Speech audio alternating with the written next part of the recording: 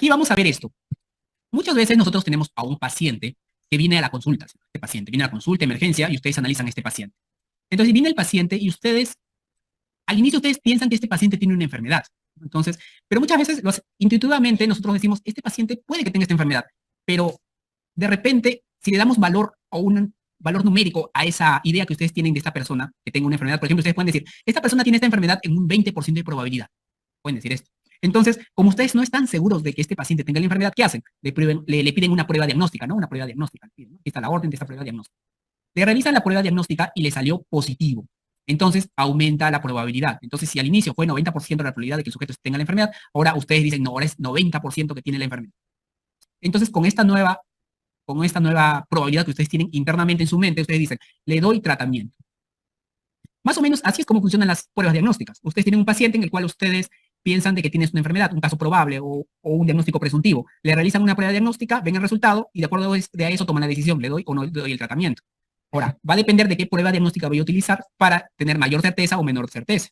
Por ejemplo, si a un paciente tiene 20% de probabilidad de tener tuberculosis, pero le hago un PPD y me salió positiva, entonces probablemente ustedes dicen, bueno, puede que tenga, ¿no? Pero subirá su idea de que tenga tuberculosis, por ejemplo, a 30%, pero no más. Pero en cambio, si ustedes le hacen un BK, después de esto le hacen un BK y salió positivo, no, ahí cambia las cosas. Entonces este paciente 99% de probabilidad que tiene tuberculosis. Y le inician el tratamiento. Ustedes intuitivamente hacen eso, pero no se han dado cuenta. Y peor, no le dan valores. Entonces, esta evaluación de pruebas diagnósticas tiene que ver mucho con esto. Dar porcentaje a las probabilidades que ustedes le dan que un paciente tenga la enfermedad o no. ¿Ya? Por eso es importante conocer estas medidas, cómo evaluamos estas pruebas diagnósticas.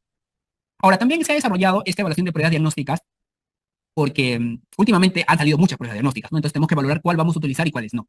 Y aquí vamos a analizar sensibilidad, especificidad, los valores predictivos y otras indicadores para evaluar estas pruebas diagnósticas. Ya, aquí primero vamos a analizar esto, ¿ya? Vamos a analizar aquellas pruebas diagnósticas que nos dan un resultado positivo o negativo, o sea, pruebas que dan resultado dicotómico, positivo o negativo. En esta primera columna tenemos el resultado de la prueba versus, vamos a comparar con el verdadero diagnóstico, o sea, con el gold estándar. Resultado de la prueba versus el gold estándar. Si el paciente tuvo un resultado positivo y realmente estuvo enfermo, sería un verdadero positivo. En cambio, si el paciente dio un resultado positivo y estaba sano, sería un falso positivo.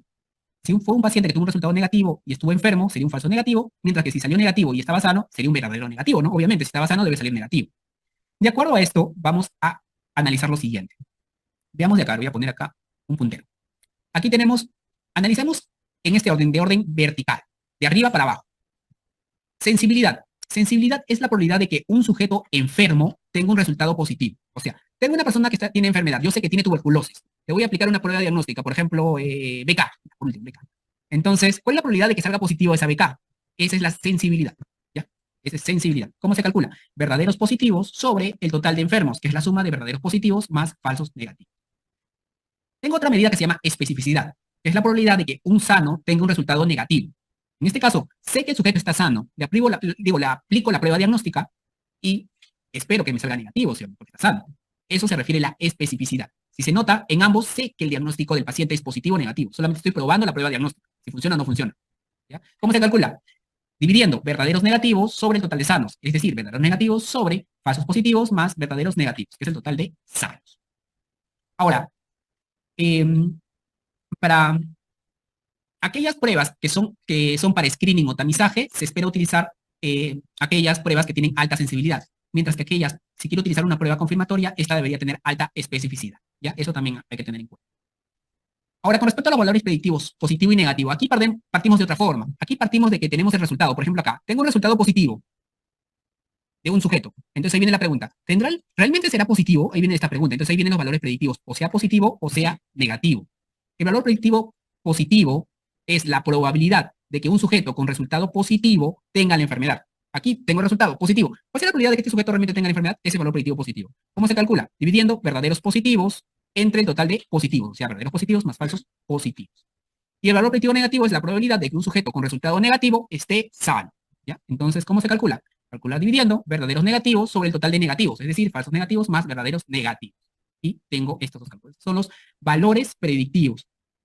Lo malo es que los valores predictivos están influenciados por la prevalencia, o sea, son afectados por la prevalencia.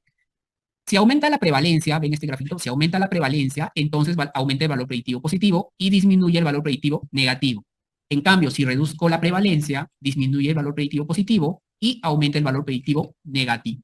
¿Ya? Eso también hay que reconocer. Hay otro indicador que se utiliza que es el valor global de la prueba o eficiencia de la prueba. Indica la proporción de resultados válidos entre un conjunto de resultados. ¿Cómo se calcula? Se calcula de esta forma, ¿no? Esta es la misma tablita que les mostré hace un rato. Positivo, negativo, enfermo, sano. Se divide, es un cociente en el cual se tienen a los que son realmente positivos o negativos, los verdaderos positivos más verdaderos negativos, sobre el total de sujetos analizados. Eso es básicamente el valor global de la prueba. Verdaderos positivos más verdaderos negativos sobre el total de individuos estudiados. Es A más B más C más D, ¿no? Básicamente ese es el valor global de la prueba. Y aquí hay otras medidas que podemos obtener con respecto a la evaluación de pruebas diagnósticas. Y aquí lo que quiero un poquito resaltar es lo siguiente, y es lo que vino en el examen este año, y que creo que el año pasado también lo expliqué a los que estuvieron en aquella oportunidad. Es esto, es la razón de verosimilitud, o también conocida como likelihood ratio. Lo escribo, likelihood ratio, ratio, ¿ya? O también conocido, como vino en el examen, como cociente, ¿no? Cociente de verosimilitud, también conocido. Likelihood ratio, cociente de verosimilitud o razón de verosimilitud. Es lo mismo. Hay positiva o negativa. ¿Ya? ¿Cómo se calcula? Yo ahorita les voy a explicar para qué sirve esto, ¿ya? ¿Ya? En primer lugar, ¿qué cosa es? ¿Ya? ¿Cómo se calcula? Sensibilidad entre 1 menos especificidad y razón de verosimilitud negativa, 1 menos sensibilidad sobre especificidad. Hace un rato que les expliqué valores predictivos, les dije, partimos de que tengo el resultado positivo o negativo. Y de acuerdo a eso, ustedes ven qué tan probable que el sujeto tenga o no tenga la enfermedad, dado estos resultados. Y esto ocurre realmente en la práctica clínica diaria, ¿no? Ustedes no saben si el sujeto realmente tiene la enfermedad, por eso le toman una prueba diagnóstica. Y por eso son muy útiles los valores predictivos, sean positivos o negativos. El problema es que estos valores predictivos están influenciados con la prevalencia. La prevalencia influye en estos, entonces no sería confiable. En cambio, la sensibilidad y especificidad no son influenciados por la prevalencia. Entonces, por eso se ha ideado este indicador, que es el cociente de verosimilitud, el cual utiliza para su cálculo la sensibilidad y especificidad. Y este indicador parte de lo que les expliqué hace un rato.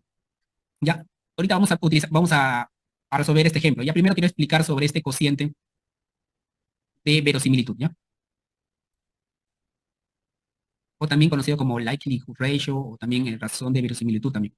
Ya, entonces, este cociente de verosimilitud, el cual ha venido en el examen. Ya. Esto parte de lo que les expliqué al inicio de este tema. Tenemos al inicio una idea de que este sujeto tenga una enfermedad, una probabilidad pretest, luego de aplicar el test, y luego tengo una probabilidad post-test de que el sujeto tenga la enfermedad. Y esto tiene que ver mucho con la probabilidad bayesiana. ¿Recuerdan clase de probabilidades? Teorema de Bayes, ya tiene que ver eso. Decía antes y después. Si antes de tomar la prueba yo pensaba que el sujeto tenía 10% de probabilidad de tener la enfermedad, luego de aplicar la prueba, ahora tiene, por ejemplo, 80% de probabilidad de tener la enfermedad. O de repente lo contrario, al inicio tenía 10% y luego de aplicar la prueba, ahora tiene 1% de probabilidad de tener la enfermedad. Entonces, de acuerdo a eso voy a tomar una acción. Y aquí es donde vienen los umbrales. Es eso, digamos. Eso lo hacen ustedes mentalmente, pero no se han dado cuenta. Utilizan el umbral test y el umbral de tratamiento. Esos son los dos umbrales que nosotros utilizamos para dar. Por ejemplo, ustedes aplican una prueba diagnóstica a un sujeto y le salió negativo. Van a pedirle otra prueba diagnóstica y hay ocasiones que sí lo tomamos para estar seguros. ¿Sí? Pero ¿hasta cuándo le vas a pedir pruebas diagnósticas para descartar la enfermedad? Entonces ahí es donde viene el umbral de test. Imagínense que ustedes su umbral de test es 5%. Ustedes tienen que estar seguros, 5%. Si un umbral de test es 5% significa de que si el sujeto en algún momento llega a menos del 5% de probabilidad de tener la enfermedad, descarto la enfermedad. Ahora, otro viene el umbral de tratamiento, el cual tiene que ver que hasta cuánto le voy a pedir examen laboratorio hasta que yo esté seguro que tiene la enfermedad para yo darle el tratamiento. Cada doctor va a tener su umbral de tratamiento. Uno va a ser 90%, otro va a ser 95%. Imagínense que sea 95% el umbral que ustedes tienen, ¿no? Entonces, si ustedes aplican una prueba diagnóstica y su probabilidad aumenta a 98, entonces estoy seguro que este sujeto tiene la enfermedad. Entonces voy a darle el tratamiento. Este es el umbral de tratamiento. Estos umbrales no están fijos, son umbrales teóricos que cada uno tiene en su mente, ¿ya? Entonces aplicamos esa prueba. ¿Cuál es el que hace modificar estas probabilidades? Este es el cociente de verosimilitud o razón de verosimilitud o el likelihood ratio. Este valor es el que me va a cambiar mi probabilidad de que si lo aumento o lo disminuyo, mi probabilidad de que el sujeto tenga la enfermedad. Y para eso se utiliza una herramienta. La herramienta es el nomograma de Faga. ¿Qué es eso? El nomograma de Faga. Seguramente algunos lo conocen. Últimamente ya me están enseñando estas cosas. Vamos a ver, mantener, aquí justo les he traído el nomograma de Fagan, es esto, es esto. Les voy a compartir, a ver, creo que no es compartir, lo voy a compartir a los que están virtual. Vamos a ver, ya, aquí ya lo están viendo. Lo voy a agrandar. Este es el nomograma de Fagan. Vamos a ver por acá. Mi lapicito, aquí está, rojo. Esta es la probabilidad pretest. Hacia atrás. Mi lapicero, aquí está. Esta es la probabilidad pretest. Esta es la probabilidad posttest. Y esta es la razón de verosimilitud. Cada prueba tiene su propia razón de verosimilitud, sea positiva o negativa. Si, por ejemplo, ustedes tenían un sujeto que pensaban que tenía el 20% de probabilidad de tener la enfermedad y su razón de verosimilitud es 20 y salió positiva, entonces va a aumentar para acá y ahora es 85. Entonces tiene 85% de probabilidad de tener la enfermedad. Entonces ahí viene la pregunta de ustedes. ¿Le dan o no le dan tratamiento? Va a depender. Ustedes dirán, no, yo quiero estar al 99% seguro. Ya, entonces empecemos de nuevo. Le van a pedir otra prueba diagnóstica. A borrar todo. Y entonces empezamos ya del 80%. Y le aplican una prueba, por ejemplo, que tiene una razón de probabilidad de 100, imagínense. Entonces aumenta. 99%, listo. Y ahora sí estoy segurísimo que tiene la enfermedad. Ya, entonces, para eso se utiliza este nomograma. Y esta es la utilidad de estas razones de verosimilitud. Ahora también hay negativas también, ¿no? Imagínense que el sujeto inicialmente, ustedes decían, bueno, este sujeto tiene 20% de probabilidad, pero según mi razón de probabilidad negativa me salió 0.2. Entonces va a bajar, y ahora tiene 2% de probabilidad. Bueno, algunos dirán, bueno, lo descarto. 2% es muy bajísimo, ¿no? Poco probable que tenga la enfermedad. Entonces, para eso sirve, ¿ya? Cada patología tiene su, cada patología, cada prueba diagnóstica tiene su razón de probabilidad, el cual lo pueden calcular con la sensibilidad y especificidad. Ustedes mismos lo pueden calcular. Entonces, uno diría, entonces, ¿cuál sería la probabilidad pretest? Entonces, hay artículos que les explican al respecto. Inclusive, uno podría iniciar con la prevalencia. Un adulto mayor que viene con emergencia, por dolor de cabeza, según los estudios, tiene una probabilidad del 20% de ser un ACV. Ya, entonces, ya, con eso empezamos. Ahora tomemos una tomografía. Esta tomografía tiene una razón de probabilidad de tanto. Con eso va a aumentar mi probabilidad o disminuir, ¿no? Entonces, eso básicamente se aplica esto. Y lo que vino en el examen, vino en esto, y es lo que quieren apuntar seguramente. Lo que vino en el examen es lo siguiente. ¿Cuánto decimos que esta razón, este valor que obtenemos me va a ayudar o no a descartar o no descartar la enfermedad? Tiene que ver con esto. Voy a dibujar este cuadrito, ¿ya? Este cuadrito sí lo están viendo. Maximizar, me había olvidado maximizar. Tenemos este cuadrito. Tengo este cuadrito de acá. Tengo razón de verosimilitud positiva y razón de verosimilitud negativa, ¿no? ¿Y qué es eso? Es lo que está acá, ¿no? Razón de verosimilitud positiva y razón de verosimilitud negativa. Si es mayor a 10 y si es menor a 0.1. Si es mayor a 10 y menor a 0.1, significa que esta razón de verosimilitud va a generar cambios grandes y concluyentes de la probabilidad pre a post-test. ¿Ya? Entonces me va a dar unos resultados muy importantes. O sea, si tengo una prueba que tiene una razón de verosimilitud menor a 0.1, por ejemplo, y esto es lo que vino en el examen, significa que es una prueba que me va a tener un alto impacto con respecto a determinar, en este caso, descartar una enfermedad. En cambio, si tiene más de 10, significa que esta prueba me va a confirmar con mayor probabilidad esta enfermedad. Ahora, si es que el valor está muy por debajo, por ejemplo, entre 1 y 2, por ejemplo, de 0.5 a 1, entonces es una prueba mala, ¿no? No es tan buena esta prueba. Entonces lo que deben recordar es esto, ¿ya? Que genera grandes cambios. Entonces, ustedes, si es que tienen una prueba diagnóstica, analicen, calculen la razón de verosimilitud positiva y negativa, a ver qué tan bueno es.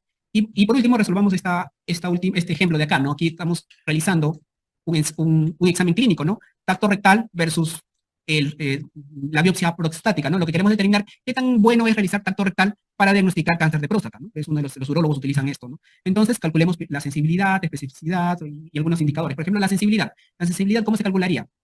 Sería los pacientes con cáncer con resultado anormal. Anormal sería positivo y normal sería negativo. Entonces serían los verdaderos positivos 600 sobre 1000. ¿Y esto cuánto me saldría? Me saldría 60%. Especificidad, ¿cuánto me saldría? Me saldría los negativos 1200 sobre 1500. ¿Y esto cuánto me saldría? Me saldría 80%. Si se han dado cuenta, vamos para abajo. Ahora, valor predictivo positivo. Valor predictivo positivo nos vamos a la derecha. Sería 600 entre el total de positivos, 900. ¿Cuánto me saldría? Me saldría 66.6%. Valor predictivo negativo, ¿cómo saldría? Igual en horizontal hacia la derecha, pero acá abajo, 1200 sobre 1600. ¿Cuánto saldría? Saldría acá, se traía 75%. Ahora miramos la razón de verosimilitud positiva. ¿Cómo se calculaba? Se calculaba sensibilidad entre 1 menos especificidad, ¿sí o no? 60% entre 1 menos 80. ¿Y cuánto me sale? Me sale 3. Y razón de verosimilitud negativa, ¿cuánto me sale? Me sale, recuerdan, 1 menos sensibilidad entre la especificidad. Esto me sale 0.05. ¿Ven? Si se han dado cuenta, entra por acá, ¿sí o no? Positiva, ni de 1 a 2, está 3. Estaría por acá. No sería tan buena. También entraría entre mala. Entonces, no sería una prueba que tenga un impacto grande con respecto a cambiar mi probabilidad pre-test y post-test, ¿no? Entonces, para eso sirven estas razones de verosimilitud o cociente de verosimilitud que así vino en el examen, ¿no? Ya, bueno, esta ha sido la última parte. Hemos acabado, espero que les ayude.